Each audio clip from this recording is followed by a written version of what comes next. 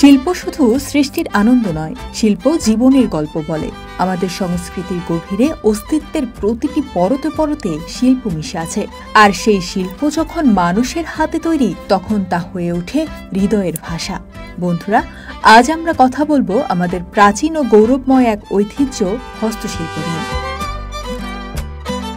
শত শত বছর আগে মানুষ যখন চাকা আবিষ্কার করেনি, তখন থেকেই হাতেই তৈরি হতো প্রয়োজনীয় সবকিছু। কাপড় বোনার তাঁত, মাটি দিয়ে পাত্র বানানো, বাঁশ কাঠ দিয়ে গৃহস্থালির জিনিস তৈরি, এসবই ছিল হস্তশিল্পের প্রথম পাঠ। তখন এগুলো ছিল শুধু জীবিকার উপায় নয়, বরং একটি সামাজিক সাংস্কৃতিক পরিচয়ের অংশ। বাঙালির হস্তশিল্প কখনো ছিল ধাতব অলঙ্কারে, কখনো বেত কাঠের নিপুণ কারুকাজে, আবার কখনো রং তুলির নকশায়। গ্রামীণ নারীরা যে শাড়ি বোনেন, কাঠুরেরা যে খেলনা তৈরি করেন, মৃৎশিল্পীরা যে মাটির হাড়ি গড়েন, এসবই এক একটি জীবন্ত ইতিহাস। মুঘল আমল হোক কিংবা ব্রিটিশ শাসনকাল, হস্তশিল্প সবসময়ই ছিল চাহিদা সম্পন্ন।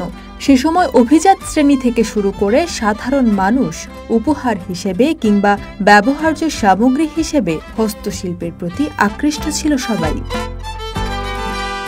আমাদের হস্তশিল্প শুধু দেশের গণ্ডিতেই থেমে থাকেনি, পৌঁছে গেছে বিদেশেও। আজও কিছু সাহসী উদ্যোক্তা, কিছু শিল্পপিয়াসু মানুষ এই ঐতিহ্যকে টিকিয়ে রাখার চেষ্টা করছেন।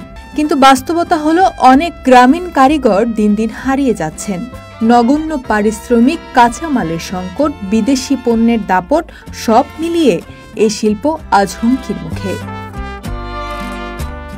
বিশেষ মেলা বা উৎসব ছাড়া হস্তশিল্পের জন্য বাজার নেই বললেই চলে। অথচ এই শিল্পের মধ্যেই লুকিয়ে আছে দেশের অর্থনীতিকে বাঁচিয়ে তোলার এক সম্ভাবনাময় পথ।